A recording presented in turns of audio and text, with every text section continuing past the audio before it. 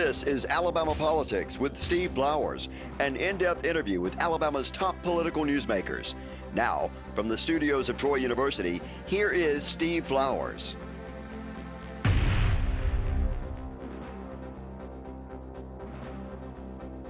I'm Steve Flowers, and welcome to Alabama Politics. Folks, we have as our guest tonight one of the candidates for House District 74, the open House seat here in Montgomery, the city of Montgomery, actually.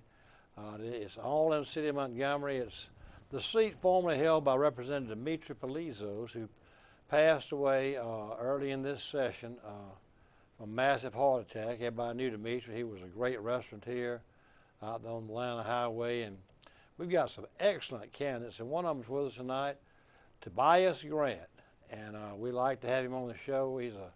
His family is a good friend of mine. Matter of fact, they kin to me, way off kin to me. My mama was a Grant, and his mama, Loretta Grant, is one of the finest ladies I know here in Montgomery, runs one of the best newspapers. If y'all don't read the Gazette, y'all need to read it. It's all over the river region. Good to have you on, Mr. Grant. Thank you, sir. Thank you, Steve. How are you doing? You're a military veteran, aren't you? I am. Now tell us, all y'all grew up out there at Raymer, didn't you? You born in Raymer? I was born in Montgomery, but I lived in Raymer. But you born hospital or you born in? I think Baptist. Baptist, everybody born Baptist, I guess. So. But y'all grew up here, you were in Raymer? I was in Raymer for, I think, up to about 9 or 10. So you went to school out there? I did. I went to South Montgomery for a little bit. I went to Dunbar for a couple of years, and then we lived there for a little bit and went to Brubaker for a while, and then transitioned fully to Brubaker. Born right here in Montgomery? That's true. Montgomery County. Montgomery boy? Yes, sir. Then you went off to the military after high school, didn't you? Well, no. Tell us about your high school career. Were you an athlete? You look like you were an athlete. I was. My last year in Hooper, we won state championship. What sport? Football? Football. I did wrestling too. What position you play? I played defensive end and linebacker. In college, a little bit at Maryville College, I played pretty much everything: nose guard, defensive end, and a little bit of linebacker. What'd you weigh? In high school, I was not very heavy. I probably weighed about 180, 177, but I was unusually strong relative to my weight. Did you work out and everything? Oh, I worked out heavily. What are you about 6 feet? Well, I used to be 6'1", but I'm probably closer to 6 foot now. Yeah, people do shrink. I shrink. And but I was a really pretty stout athlete. You know who doesn't shrink is old Richard Shelby. Say again? Richard Shelby doesn't shrink a bit. I hang out with Shelby sometimes. Shelby is 6'4", and I'm 6'5", and I said, Shelby, I'm not but 66 years old, and you're 85, and you ain't shrunk a bit. He said, I know I'm not shrinking. He said, I got good genes. I'm gonna live a long time. Well, I have good genes too. A lot of people in my family live into their 90s and 100s. So. Shelby was 85 yesterday. I talked to him on the phone. I said, Shelby, 85 ain't nothing. Willie Mays was 88 today. You don't remember Willie Mays, do you? I actually think I saw a Facebook comment about that a few days ago. He was about to have a birthday or had a birthday. So. He was a great baseball player. So you're a lot younger than me, but I remember Mickey Mantle and yeah, that's and Hank Aaron and Willie Mays. They were fantastic ball players. Raymer had some good ball players. Raymer, I mean, my brother Travers, he was at South Montgomery County Academy. He was a good athlete. My brother Tanner, he was probably the best all-around athlete of all of us. Three boys. 3 boys, and then we have I've got 10 foster brothers. Oh, so so it was full household. And I was the youngest of all of them. Now, after Maryville College, where did you go after that? Well, I went to Maryville for 2 years. At the end of the first year, I went to study in Spain at the University of Salamanca, and people have commented about my name. I was born Tobias Lamar Grant. I grew up in the South as Toby. And then when I went to Spain for the first time, Toby was the equivalent. You didn't mind Toby, did you? No. That's what everybody called you. Mama called you? But it changed when I went to Spain. They want to call you by your full name. No. What happened was Toby is the equivalent to Spot. You remember when the Olympics were in Barcelona? Spot, like a dog. Like a dog. So after a week of Benicato I was like, no, that's not going to work. So I started going by Tobias, and because the military. Tobias is what they called you over in Spain. Well, that and my military career, and I'm a translator. I speak Spanish, Portuguese, and I can pull around with Italian and. How'd you put that together? I mean, did you learn it in college or in the military? Kind of all the above. I studied a little bit in high school. We had a foreign exchange student my senior year in high school named Alberto At Castilla. Hooper. At Hooper, that's Uh-huh. right. He was the kicker actually, and we were. He was. I have a funny story about him. When the first time we were, his first time he had played in the first game, he was told that you couldn't hit the kicker. So during the extra points and stuff, he kicked the ball, but he didn't know that rule didn't apply when you were during the kickoff. So he did a kickoff and he got creamed, and it was just like I'd never. Where was he from? He was from Spain. He was from Madrid, and What did he say when he came off the field? he said some Spanish words I can't repeat, but it was Who pretty all would funny. Hooper play? What other schools would y'all play in high school? I think we played Lowndes. I'm trying to remember the one team that beat us. We were 2A at that time. God, American Christian. Man, it's just. I didn't mean to get off on that, but anyway. No, I mean it's such a blur. I remember the one team that beat us was Meadowview, and they had scouted us really well, and I was doubled and triple teamed that whole game, and I was not happy because I was like, listen, I'm getting all this heat. Somebody's got to be open. Somebody's going to be available to put a hurting on these guys. But they beat us pretty bad. But they were 4A. Oh yeah. And they were just there. The whole starting team was seniors except for the quarterback and the running back, and they were both juniors. Well, So. back to leaving Maryville, you went to Spain. Were you actually in the military then? No. So here's the quick rundown. Spain twice. I studied at the UN a little bit while I was at Maryville, and then I studied at the University of Mobile and their Latin American campus in Nicaragua. And then my parents were like, you need to get on with this college thing. So I went on, finished up at the University of Alabama. My degree's in Hispanic culture, which is basically Spanish, Portuguese, Because you had that political training in science. the language, yeah. Right. So I did a little translation when I got out. I had a couple of small businesses when I first got out of college. I Where taught were for a you little at that bit. time? Oh, I was living at home. In Montgomery? Yeah, we were in Snowden by that time. Yeah. But yeah, basically Montgomery. Well, you all kin to the Snowden grants then? Yes, we are. Yeah. I thought the Raymond and Snowden grants were sort of kin to each other. They are. So the big chunk of my family are the Grants, the Holmes, and the Baileys. Yeah. And the Baileys were artisans. The Holmes were just good country, healthy stock folks, and the Grants were, they were mercantilist in the past, and I'm not quite sure how that manifests. I know there was Bishop Stow became one of the senior leaders in the Episcopal Church for a while, and so that's the highlights of. So who I when you know. came back and you had a business where you were consulting with people about foreign languages? No, what happened was when I came back from college, I was about 10 years ahead of my time as far as trying to find employment. So I ended up teaching for a few years. And then I just didn't really, I kind of got bogged down in old Spanish literature, and I just it wasn't my passion. And I had a courier service for a while. Didn't help Mom in her real estate for a while. And then I just, I decided it was time to join the military, and because I knew it'd give me some exposure and different point of view and different experiences. And that's What branch were you in? Army. All right. So I Well, was. they put you in the intelligence, though. I was. Because of your language and everything. Well, that's true. I fought it tooth and nail. I wanted to be infantry. I wanted to be for 2 years. I wanted to do SF. I wanted to have that kind of lifestyle, and I got hornswoggled at MEPS. Basically, they would never admit to this, of course, but and they just basically saw my scores and like, you're not going to be infantry.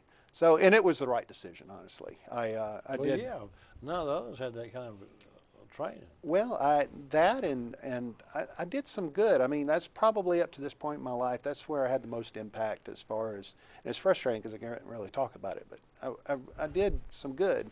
And that really was kind of important to me, met kind of some of my, do-gooder desires.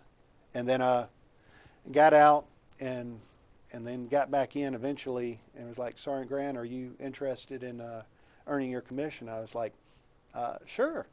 And I was like, well, you got a PT test in 2 weeks and a board in 3. And I kind of looked down like, ooh, okay. So I lost, in 2 weeks, I lost 10 pounds and eked out a PT test and blew out a board. And then I was on to being an older lieutenant. And I was MI branch detailed armor.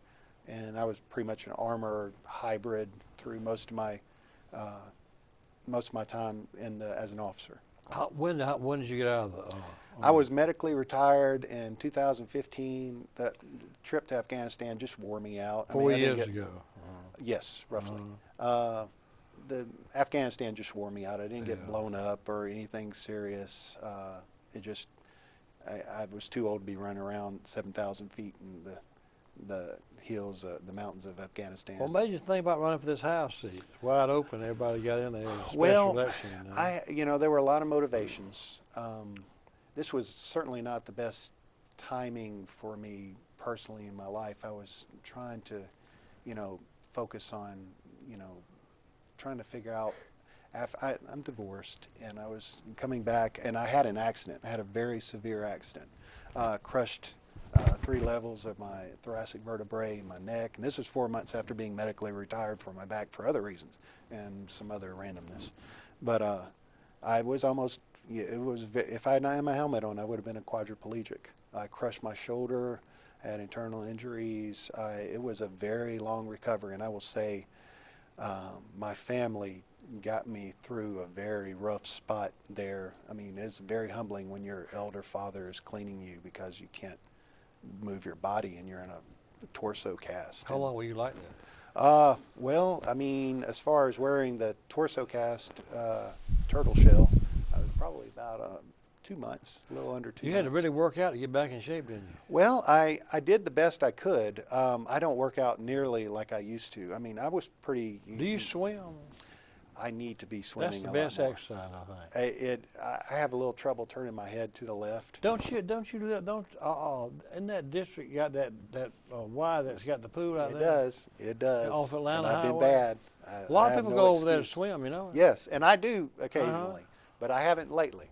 So I've been bad. Tell our people where y'all's district is. District is roughly Federal Drive up to the Northern Bypass. It's got a little chunk of Capitol Heights, goes down to Ann Street, goes down to Henderson Road, I believe, the Flowers, and I have a brain too. The Perry Hill Road.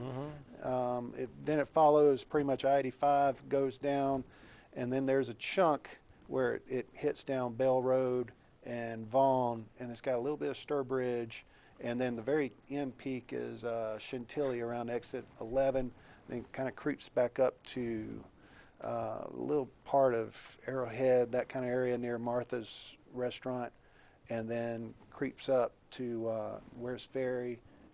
Well, no, it doesn't creep up there yet. It keeps going Atlanta Highway and then creeps up just to the east of the Eastern Bypass. What do you been out campaigning, knocking on doors? I've been doing a little bit of that. I've been actually talking more in depth. I went on a business trip, so going back to why I'm running, I had a lot of personal motivations. I had talked to Dimitri quite a bit when I got back to Alabama, and we were commiserating about a lot of things, about family and priorities and things like that, and he kind of gave me an impression of a steady hand. Is he a longtime friend? No, well, he's not a. His family's a longtime friends of my family. Mr. Gus knew my family from. Now y'all don't have any Greek heritage. Y'all just knew each other. Same locale and everything. I've got some Italian heritage. I can tell, yeah. But as far as Greek, not to my knowledge. I think there may be some Albanian in there. That's too. a close-knit That's a close-knit. It is family. It's very, and our family is very close-knit too, and that's good, bad, and ugly. But we definitely love each other, and we've definitely had each other's backs. So y'all would you would go out and visit with Dimitri, eat with him? Oh yes, I'd eat at his restaurant. I mean, Dimitri was just so welcoming to everybody and talking to everybody. But as far as running though, when he passed, I went to his funeral, and then I was like, I just kind of got an unease about a lot of the things we talked about. And I've been studying in my own way for, since I got back to Montgomery, moved to Del Reyta, about some of the concerns in the community and how best to address them. And I was just thought, I may not be the perfect candidate, I may not be the perfect man, but I do have a good head on my shoulders. I do, and being retired, and I translate from home, but it's not a full-time job. I've got a lot of free time. It really, I'm ideal in the sense that I can fully commit myself to the people in the district and the problems and the issues that are addressing this district. Well, being from Montgomery is an asset too, because you hadn't got to travel to Mobile and all that stuff. If you were from Huntsville, Mobile, I used to sympathize with those guys from Huntsville, Mobile. Being from Troy, I could be home every night. Well, that was honestly a major reason. Yeah, because of folks in Huntsville and Mobile do it. I don't, because you got to live down in a motel and. Well, I live like 4.5 miles from the capital. Well, so, I mean, and my district is geographically not particularly, it's a big district with a lot of people, but as far as getting around it, it's not too difficult. So that was one of the considerations. But you got a lot of state employees in that district. Yes, a lot of state employees. Which is very important for your district. And a lot of military retirees. You sure do. Yeah. And that is a all key over concern Montgomery. All over Montgomery you do. Tell me, what committee, therefore, do you think is the best one that you be helpful to you? Well, the allusion to that was the military and retired. I forget the actual name. I looked it up. Basically, Active Military and Veterans Affairs Committee. I was trying to figure out, and you might be able to help me with this. I was trying to get the nuance between the Commerce Committee and there was another business-related one, and I was trying to find a focus that would be better suited for, foreign business and attracting foreign. Well, Ways and Means is always good for a district. Sure, because obviously. you control the budget.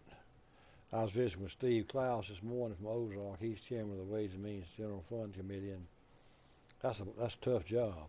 It is, and that that there's a certain degree of. I just thought with my skill set, it'd be a good place to start as far as getting the best out of me initially, and then God willing, I serve for a decent amount of time. I'd be able to transition to there when I know a little bit more to.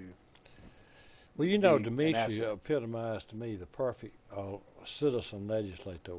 Yes. That's what this job's designed to be: is people who have their own business or other interests and do citizens work, and his restaurant was his #1 passion, and he was a big advocate for small business that way, because of I obviously, as a small business owner myself, I've got that, and I've been trying to I've got a couple of other projects I'm trying to develop as far as small business, and they're at various stages of being developed. The reason why I was a little behind when I was about immediately after deciding to run, because I had to compress that decision-making process into about 3 days, 2.5 days.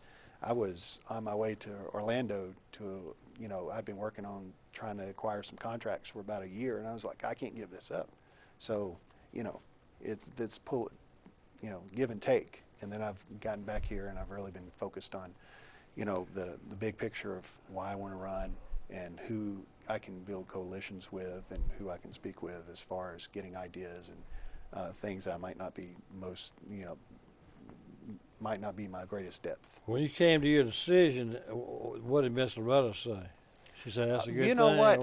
I asked, honestly, I went to about 10 people, and as best I could, and I asked them, listen, I've got this idea.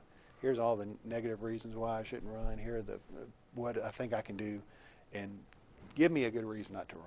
And everyone in unison was like, you should run. And I was like, that's not exactly the response I was looking for. But I felt it on my heart. I don't want to get too metaphysical about it, but you can call it a calling or whatever. I felt like there was a reason, and I'm not quite sure what it is yet, but there was a reason why I was deciding to run for this race. And I'm motivated to win, and I'm motivated to run the race as best I can. Let me tell you what I was told when I first got out in politics. I was trained by some old veterans in my county. I ran for the legislature, was elected when I was 30. they said, ask for the vote. Don't go out there and just shake hands with somebody and have a good visit with them. Right. Before you leave, you say, I need your vote. I'd like to have you ask you for your vote. Well, that's So what I do. always do that. Ask them for their vote. Country folks, when I ran, wouldn't vote for you unless you ask them. They'd sit home. And I've actually come across that mentality a couple of times with a couple of people I've met. I always do, like, I don't know if it's military training or just professional world, but that's the first thing I do when I come to people, and I try to set an agenda for the meeting. It's like, listen, I'm here. I'm trying to see if we can work together. You can be in my advisory committee. You can, if I put up signs in your place, or if we can, I definitely need your vote, and any contributions you can provide. But that's the obvious stuff. Now I want to talk to you to see if we're a good fit for that, and if we're on the same wavelength as far as being able to mutually support one another.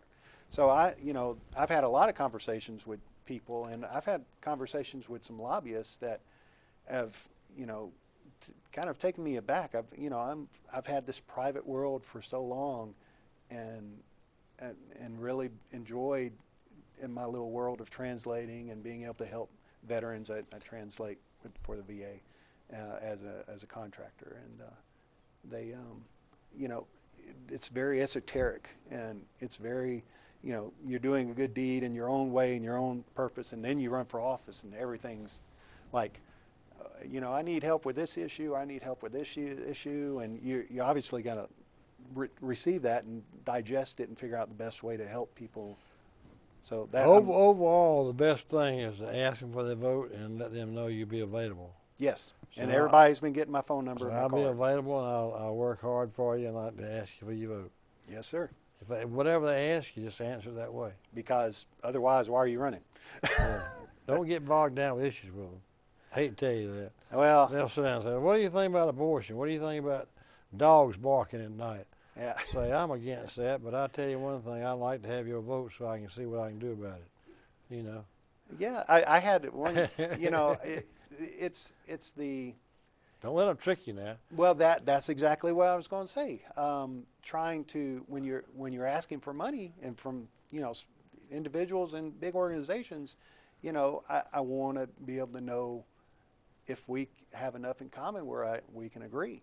Because, I'm not just here with my hat in my hand saying, give me money or else. And that may be a little naivete, but you have to be, the best advice I've gotten so far, you got to be yourself. You got to be honest. And people will know if you're not doing either one of those. So. Gotta remember what I told you, ask for the vote. Ask for money and ask for votes. Ask for the yes, vote. sir. Yes, you gotta sir. ask for the oil. My mom loves you for. You got to ask for the vote. Now ask them for their vote. Ask them to say, I need your vote. I want your vote. Please vote for me. Yeah. Shake hands with them. I'd like to ask you to vote for me. I was trained to do that way. And I used to get mad about guys. When I first got in the legislature, there was hardly any lobbyists down there. By the time I got out, there were hundreds just lining the hall. And I'd look over there, and they wouldn't speak to you. And I think, well, who they represent? I mean, I'd say, and they'd have an issue. And I guess by osmosis, they'd figure I knew who they were. And what I said, let me tell y'all something about politics. Y'all need to come to me and ask me to vote for you. People paying you a lot of money to line up against the hall. At least put a tag on, say I'm leaning up in the for the we hall won't for even the, talk for about the the retail tags. association or something, The lobbyists do wear tags, but they're so daggum small they can't read them half the time. Well, and you I don't want to be staring at down there somebody. to get to know legislators, and I'm thinking, well, hey, I've walked by you 10 times, and you ain't told me who you are, who you represent, anything, and I think, well, my gosh.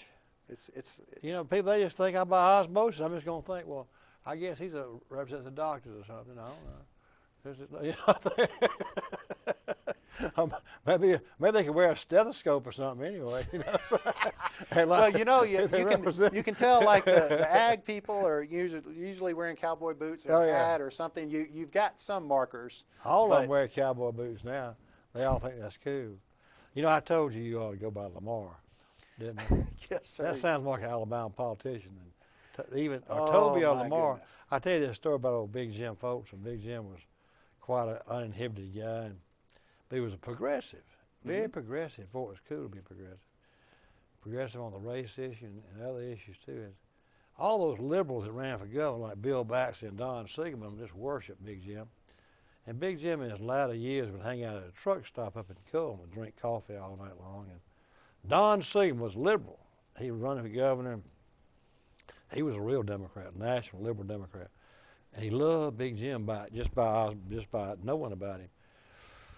And he was running for Secretary of State as a young man. And he spotted Big Jim over there at that Coleman. He went over and said, "You Governor Folsom?" He said, "Yeah, I'm Big Jim. What's your name, boy?" He said, "I'm Don Siegman. I'm running for Secretary of State." "Well, you sit down and talk to me. Tell me more about yourself."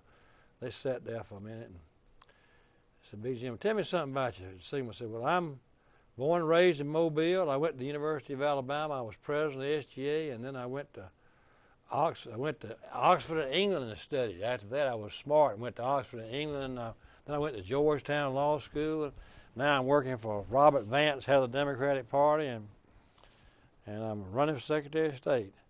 Big Jim said, "Boy, you want my advice?" He said, "Yeah, I'd like your advice, Governor." Big Jim said, "Okay, boy, I'll give you 3 pieces of advice. First of all, what did you say your last name was, Siegman?" "I believe I'd change that to Smith, Grant, or Jones. I don't believe I'd run around with that name. Folks at OP ain't gonna vote for you with a name named Siegman." He said, "Second of all, I tell them I went to Oxford High School, not Oxford, England. And boy, don't you know you can't steal no money in that job." Well, I love one of my favorite quotes. Tom said, "Well, you really can't run for Secretary of State. You can't steal no money in that job." One of my favorite quotes from Jim Folsom is like, and I'm paraphrasing. You probably know the quote directly, is when he was running for a governor, and it's like, "Listen, these folks are trying to rob you blind. I'm going to be honest with you. I'm just going to take a cent from every dollar. Everybody else is trying to rob you blind." And he got elected with that. He said, "I'm going to steal. This ain't going to steal much of those other big mules are." Well, Tobias, our time's up. Yes, sir. I hate it went so fast. Folks, our guest tonight has been Mr. Tobias Lamar Grant, who is running for House District 74, all in Montgomery. Dow Raider and all areas over there in that Raider part of Montgomery, and he wants to ask y'all to vote for him for House seat District 74. And we thank y'all for watching. Hope you'll hear again next week. Thank you.